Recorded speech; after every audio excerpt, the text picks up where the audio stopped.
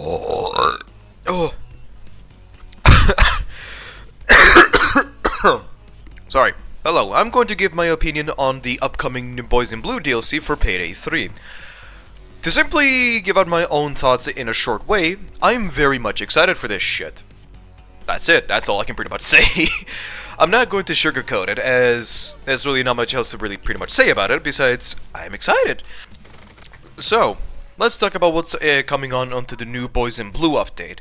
The first thing that's coming in is, well, the heist itself, Boys in Blue. Based on the footage that they showcased to us, I'm getting some very strong vibes of Breakfast in Tijuana. I know it's something that's commonly said when other YouTubers reacted to it, but it's true. It literally looks like another Breakfast in Tijuana. But I sort of heard that that the police station that we're going to be invading has like some sort of vault that contains gold for the first time, which is kind of interesting because throughout all heists on Payday 3, there is no single gold located, essentially. There's the Golden Shark, but that's pretty much a bank. It's not really a bank that holds like gold or some shit. So it is kind of interesting the fact that they're actually finally adding gold for the first time, and I'm curious to see if they're going to be changing it. When it comes to like the movement speed whenever you're carrying one, much like in Payday 2, but we're gonna have to wait and see essentially.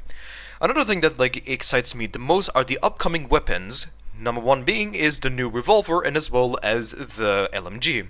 The MP5 and as well as the G3 that are like coming to the table are pretty cool here and there, but the ones that caught my most interest the most are the new LMG, which I'm not going to try to pronounce it because it's a Swedish word, so fuck you.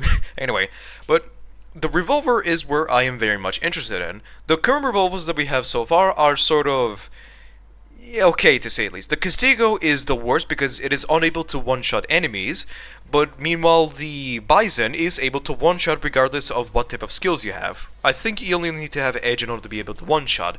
Meanwhile with the Castigo you need to have face-to-face in order to be able to one-shot enemies, but other than that, it's one of the most useless revolvers, which is kind of depressing, but I'm actually curious to see how this revolver acts, because judging by the footage that they showed us for like a few seconds, it seems to be like one of those like more powerful but slower rate of fire revolvers. Is it going to be able to one-shot shields? I'm actually hoping so, because if it does, then that's going to be a new main weapon. But regardless, and I know Clover is also coming to the table, but I do not give two singular shits. You what? And I know that's going to cause a lot of hellfire to be let loose around me, but that is true. I do not give a fuck about Clover, because Clover is one of those heisters I am not a huge fan of. Sydney is too loud and too annoying. Clover just wants to pierce my goddamn ears out, and the only female heister I actually liked in Payday 2 are Bonnie. Yes, the alcoholic gambling Scottish woman herself, that Bonnie. So, yeah. I'm not saying that I was hoping Bonnie would be coming back. What I'm trying to say is I was sort of hoping that we would be getting a new heister right now.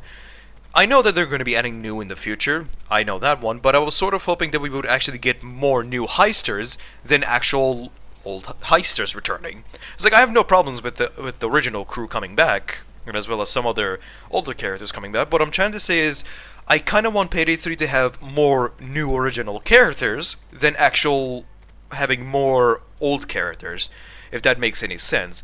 So Clover coming back was something I was hoping it wasn't true, but you know, that's all I can pretty much say. Another thing to note is the new weapon that she's bringing to the table. Well, it's not exactly a new weapon, but it's more of a new weapon blueprint for the Car 4. You might think it's not really nothing special, but for me, it kind of felt a little bit unique, because if you look at the base Car 4, there really isn't a sniper scope that you can attach to it. Meanwhile, if you look at the blueprint that they showed to us, or the preset, whatever it's called, I forgot the name of it already because it's not a feature that's not very popular, but you get what I'm saying.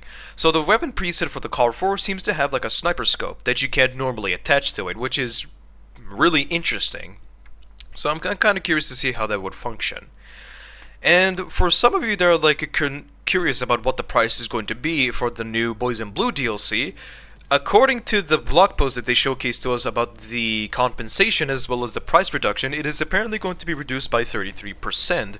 And if my math is not wrong, then the price would either be around 12 to 13 euros. Yes, I use euros, not dollars. I am not American, so shut up.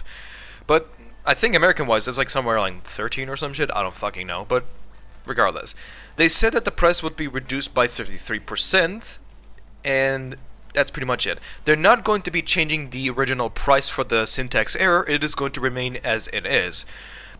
But because people complained about the syntax error being a little bit too expensive, people decided to give out some compensation. So, what is the compensation? Well, for those that only bought the syntax error alone, they will get these outfits. For those that bought the silver edition, they will be getting these.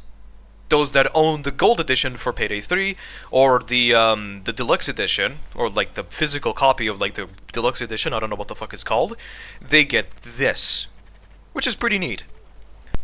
Another thing to mention is they're going to be adding a new mode called a solo mode. No, this is not offline mode, allow me to simply explain. Solo mode is just basically solo mode, but you're not really connecting to the game's servers in order to be able to find a lobby. It's more or less you're connecting to your own, or it's basically using your own computer as a way to create a lobby. It's sort of like using your systems as a way to create a lobby instead of like instantly connecting into a server that they have. But of course you need to be still logging in into the game and still have some internet connection to be able to log in, of course. But they're going to be adding offline mode somewhere around either during summer or after summer. There's really no official confirmation just yet, unless I could be mistaken something. But these are just rumors that I have heard myself. But again, solo mode just basically allows you to instantly jump into a heist without having to load in or like search for a empty lobby. You know how you usually make the lobby be invite only or friends only and have to search for a server that's like either in the US or either in the Europe or either in Australia? Well, you don't really have to do that anymore, as it's because it's sort of using your computer hardware as a way to create a lobby, you will instantly be able to jump into a lobby. And from there you can just continue on and play your heist. Are you going to be able to pause your game? I am not really particularly sure because we're going to have to wait and see. But keep in mind this is in the beta mode. So you're going to have to sort of be more aware that the fact that it can sort of crash or it can sort of cause some problems. So do not be surprised if the game has some sort of existential crisis if anything bad happens.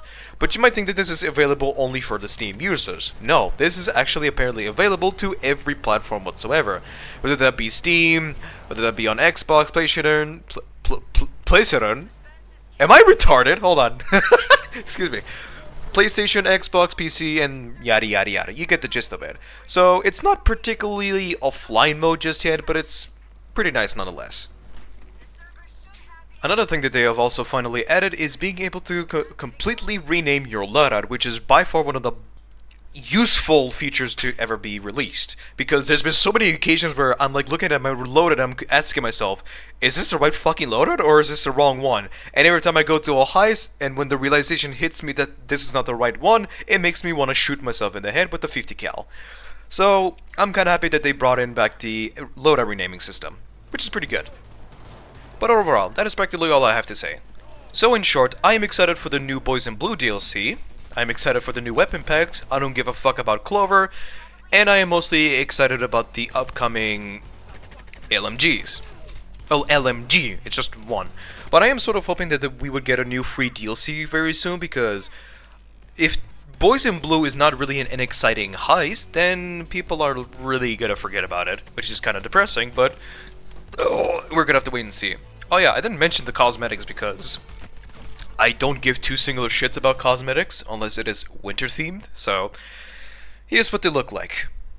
I don't really care for them, but you know, some people may like it. Another thing to note is they're going to be adding some like Twitch drops very soon. I don't know when, but here are the stuff that they're planning on giving out for the first time on Twitch drops. And finally on Steam they're going to be adding some like trading cards and as well as some stuff you can buy with your point shop, and that's pretty much it. I don't have anything else to say besides I'm going to go and hang myself because I'm busy with the Under the Surface challenge with no skills on Overkill. So I'm going to go hang myself with a synthetic rope, and I'll see you guys next time. Goodbye.